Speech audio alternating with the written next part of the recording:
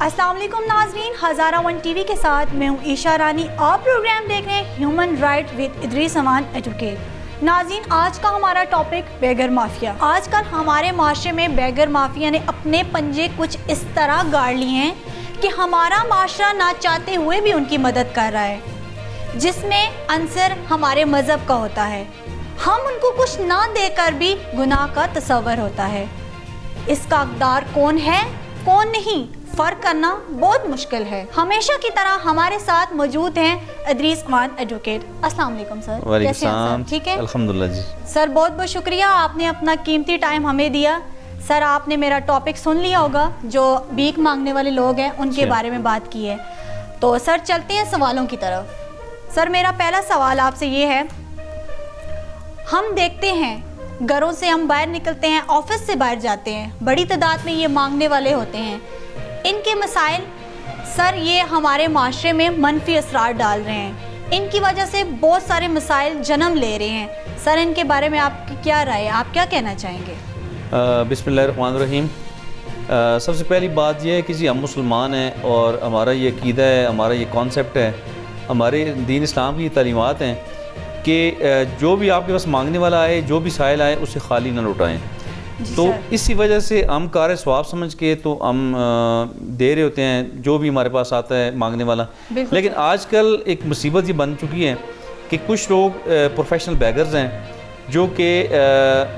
کوئی نہ کوئی کسی نہ کسی ہیلے بہانے سے مانگ رہے ہوتے ہیں لوگوں کے ساتھ. پھر آپ دیکھیں گرمیوں میں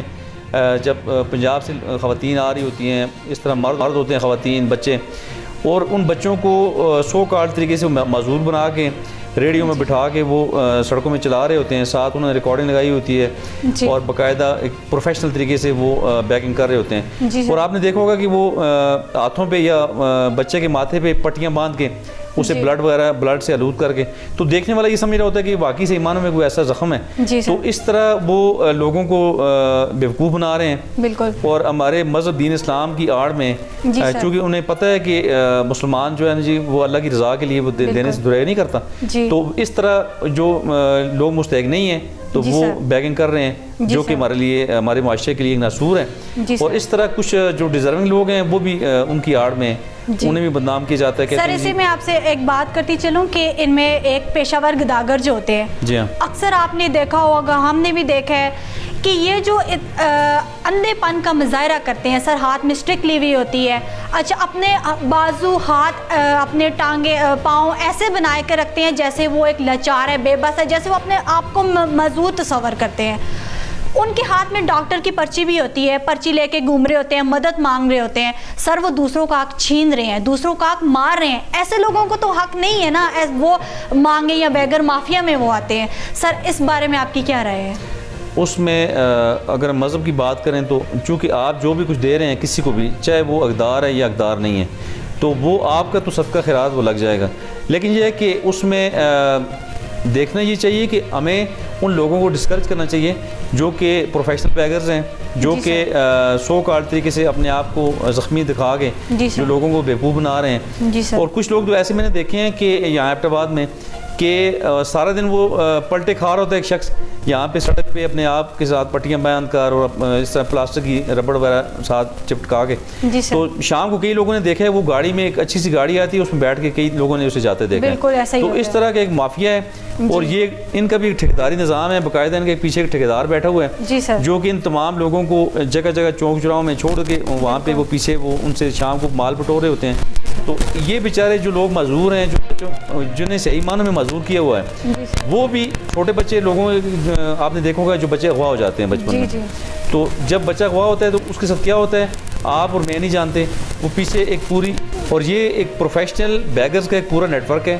اسے ایک پیچھے ٹھیکیدار چلا رہا ہے جو تمام لوگوں کو چوک چوراہے میں چھوڑ کے شام کو انہیں اٹھایا جاتا ہے، ان سے پیسے لیے جاتے ہیں. ان بیچاروں کو تو کچھ نہیں دیا جاتا، تو انہیں یعنی جو بھی اس کے جیب خرچ کھانے پینے کے لیے کچھ دے دیا جاتا ہے. باقی یہ سارے ٹھیکیدار پیچھے بیٹھے ہوئے ہیں جو سارا مال بٹور رہے ہیں. اور یاد رکھیں کہ یہ ہماری گورنمنٹ کی ذمہ داری ہے کہ وہ ان چیزوں پہ ایکشن لے. باقاعدہ بیگنگ کے حوالے سے باقاعدہ قانون بھی موجود ہے، اور اس کے علاوہ ہمارے دیگر جو پالیسیز ہیں جو ضابطے ہیں جی سر چونکہ گورنمنٹ اسٹیٹ ہی ذمہ دار ہے کہ ان لوگوں کو وہ ڈور اسٹیپ پہ خوراک روزگار مہیا کرے تو اس میں چاہیے کہ گورنمنٹ کو آپریشن کرنا چاہیے ان لوگوں کا اور ان لوگوں کو وہاں سے اٹھانا چاہیے یعنی پورے ملکی لیول پہ آپریشن ہونا چاہیے جی سر تو اس میں میں یہ تجویز کروں گا کہ گورنمنٹ کو دارالکفالہ بنانے چاہیے جی سر جس طرح ضیاء الحق صاحب کے دور میں دارالکفالہ تھے کچھ شہروں میں جی سر اور جو بھی بیگنگ لوگ کر رہے تھے تو انہیں وہاں پہ باقاعدہ 2 وقت کی روٹی ملتی تھی باقاعدہ رہائش ملتی تھی جی سر اور پورا ان کا پورا تعلیم و تربیت کا نظام بھی تھا تو ابھی گورنمنٹ کو چاہیے کہ وہ اس طرح کے دارالکفالہ کو دوبارہ ڈیولپ کریں اور ڈپارٹمنٹ جو سوشل ویلفیئر ہے ان کے ساتھ مل کے ہر ڈسٹرکٹ کے اندر دارالکفالہ ہونے چاہیے جہاں پہ جتنے بھی لوگ ضرورت مند ہیں جن کا کوئی کمانے والا کوئی روزگار کا ذریعہ نہیں ہے یا جو معذوری ہے جن کو کوئی تو انہیں باقاعدہ ایک وہاں پہ راشن دیا جائے یا پھر ایسا کوئی روزگار ہے ان کے لیے جو ہنر ہے ایسا کوئی انہیں ہنر مند بنایا جائے تاکہ وہ اپنے بچوں کا اپنا پیٹ پال سکیں اور اس طرح کی یہ بیگنگ کی جو لعنت ہے اس سے وہ تاکہ بچ سکے سر آپ نے صحیح بات کی ہے سر اسی میں ایک بات اور کرتے ہیں دیکھیں بیروپیے جو ہوتے ہیں بیروپیے ینگ بوائز جو سر فل میک اپ کیا ہوا سڑکوں میں نکل آتے ہیں بائیں پہن لیتے ہیں اچھا روڈوں پہ کھڑے ہو کے مانگنے کی کوشش کرتے ہیں مانگتے ہیں سر وہ پیچھے ہی پڑ جاتے ہیں دوسری بات یہ کہ وہ خواتین کو ہراساں کرنے کی کوشش کرتے ہیں سر ان لوگوں کو بھی تو جائز نہیں ہے نا یہ بیگر مافیا میں آئے یہ مانگنے یہ تو نہیں صحیح نا سر اس بارے میں آپ کیا کہیں گے کہ وہ اچھا کام کر رہے ہیں دیکھیں ایک تو خواجہ سرا ہے جی جنہیں ہم ٹرانسجینڈر کہتے ہیں خواجہ سرا جو ہیں وہ ایک بہت ہی مظلوم مجبور طبقہ ہے جی سر انہیں ہم اس سوسائٹی کے اندر دھتکار رہے ہوتے ہیں پوری دنیا میں آپ دیکھیں تو خواجہ سرا بہت دکھی طبقہ ہے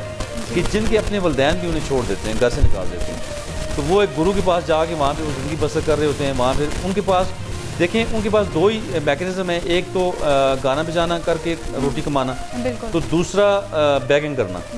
تو جب گانا بجانا نہیں ہوگا جب ان کا روزگار نہیں ہوگا تو پیٹ تو روٹی مانگتا ہے ایک تو بات ٹھیک ہے نا کہ جو اصل مرد ہوتے ہیں وہ بیروپیے بن جاتے ہیں وہ خواجہ سرا بن جاتے ہیں وہ تو صحیح نہیں ہے نا چلو ایک تو مانگنے کا حقدار ہے جو خواجہ سرا ہے جن کی مشکلات ہوتی ہیں وہ مانگتے ہیں وہ بات ٹھیک ہے لیکن جو پورے مرد ہوتے ہیں صحیح مرد ہوتے ہیں وہ خواجہ سرا بن جاتے ہیں سر ان کا حقدار تو نہیں ہے ان کا حق تو نہیں ہے نا دیکھیں جو بیروپیہ ہے اس پہ تو ضرور نظر بھی رکھنی چاہیے اور اداروں کو بھی دیکھنا چاہیے لیکن میں جو فیل کر رہا ہوں چونکہ مجھے اکثر سٹیجز پہ ہیومن رائٹس کی پروٹیکشن کی بات میں کر رہا ہوتا ہوں مجھے موقع مل رہا ہوتا ہے تو اس میں ہرگز ایسا نہیں ہو سکتا کہ کوئی بھی شخص کسی خاتون کے ویسے کپڑے پہن کے تو اس طرح کا کوئی مظاہرہ کرے تو میرے خیال میں ان کے اندر بھی کوئی ایسی کوئی روح چھپی ہوتی ہے جو کہ خواجہ سرا کی ہوتی ہے تو میرے خیال میں ہم یہ بھی نہیں کہتے کہ جی وہ بیروپی ہیں لیکن یہ بات میں ضرور کروں گا کہ انہیں اس طرح مانگنا نہیں چاہیے بالکل آپ کے ہاتھ پاؤں ہیں آپ صحت مند ہیں آپ اگر خواجہ سرا بھی ہیں تو آپ کوئی کام کریں کوئی ریڑھی لگا لیں کوئی مزدوری کریں آپ تو البتہ جو خواجہ سرا ہیں صحیح معنوں میں تو ان کے لیے ہماری گورنمنٹ کو پالیسیز بنانی چاہیے اور الحمدللہ ایک میں اپریشیٹ یہاں پہ کروں گا کہ ابھی چند ہفتے قبل سندھ ہائی کورٹ نے ایک ڈیسیژن لیا تھا اور اس میں انہوں نے ہائی کورٹ نے یہ ہولڈ کیا کہ خواجہ سراؤں کے لیے صوبہ سندھ میں ایسی پالیسی ڈیولپ کی جائے جس پالیسی کا نام 2020 رکھا گیا ہے اور وہ تقریباً ڈیولپ ہو چکی ہے وہ پالیسی بن چکی ہے اس پالیسی کے تحت اب خواجہ سرا جو ہیں ان کا ایک تو شناختی کارڈ میں ان کا نام جو ہے ان کے جینڈر کے جو خانہ ہے اس میں ایکس لکھا جائے گا سب سے جو پہلی بنیادی بات ہے اور دوسری بات یہ ہے کہ انہیں کسی بھی اگر جرم میں کوئی بھی خواجہ سرا اگر گرفتار ہو جاتا ہے پولیس گرفتار کر لیتی ہے تو یہ پابندی لگا دی گئی ہے کہ کوئی بھی میل پولیس آفیسر یا پولیس کانسٹیبل کسی بھی خواجہ سرا کو گرفتار نہیں کر سکتا سر یہ بات میں آپ کی کہتی چلوں کہ سندھ حکومت نے جو اقدام اٹھایا ہے خواجہ سرا پہ سر اس کا یہ ٹاپک ہے اور بات ہے مجھے بھی بہت اچھی لگی ہے کہ انہوں نے خواجہ سرا کو پکڑنے کے لیے مردانہ پولیس کو آرڈر نہیں دیا انہوں نے زنانہ پولیس کو آرڈر دیا کہ زنانہ پولیس ان کو پکڑے گی گرفتار کرے گی اور ان کے لیے زنانہ ہی جیل انہوں نے رکھی نہیں اس میں تھوڑا سا میں تصحیح کروں گا آپ کی بھی اور میں ناظرین کو یہ بتانا چاہوں گا کہ زنانہ مردانہ دونوں کو منع کر دیا ہے انہوں نے یہ ہولڈ کیا ہے اس پالیسی میں کہ خواجہ سرا کو خواجہ سرا پولیس والا پکڑے گا اب یہاں پہ 2 فائدے ہو چکے ہیں ایک تو یہ فائدہ ہو گیا جی کہ خواجہ سرا کو پروٹیکشن حاصل ہو گئی ہے کہ اسے کوئی میل شخص اسے گرفتار نہیں کر سکتا تو دوسرا فائدہ دوسری طرف یہ ہوگا کہ خواجہ سراؤں کو ظاہر ہے جب خواجہ سرا پولیس والا ہوگا تو پولیس میں خواجہ سراؤں کی بھرتی کو الاؤ کر دیا گیا نا تو اس طرح پولیس میں اور محکموں میں خواجہ سراؤں کی بھرتیاں ہوں گی اور اس طرح خواجہ سراؤں کو روزگار ملے گا ان کا جو ہے ان کا روزی روٹی کا ذریعہ طریقے یعنی میکینزم کے تحت باقاعدہ سرکاری جاب انہیں ملے گی تو جو کہ بہت ہی خوشائند ہے میں سمجھتا ہوں. اور اس وقت پاکستان میں تقریباً ایک اندازے کے مطابق 2 لاکھ کے قریب خواجہ سرا ہیں, جو کہ بہت بڑی تعداد ہے. تو اگر ہم ہماری گورنمنٹ اس طرح کی پالیسیز بنائے, اس طرح کے میکینزم ڈیولپ کرے کہ خواجہ سراؤں کو باعزت روزگار ہو, تو میرے خیال میں پھر انہیں مانگنے کی یا اس طرح گانے بجانے کی ضرورت ہی نہ پڑے. سر بہت بہت شکریہ آپ کا, ہمیشہ کی طرح آپ نے ہمیں اپنا وقت دیا, آپ نے بیگر مافیا کے اوپر خاصی اچھی گفتگو کی ہے. ناظرین, دوسروں کی مدد ضرور کریں لیکن انہیں اتنا عادی نہ بنائیں کہ ان کے اندر سے احساس خودداری ختم ہو جائے. مجھے دیجیے اجازت.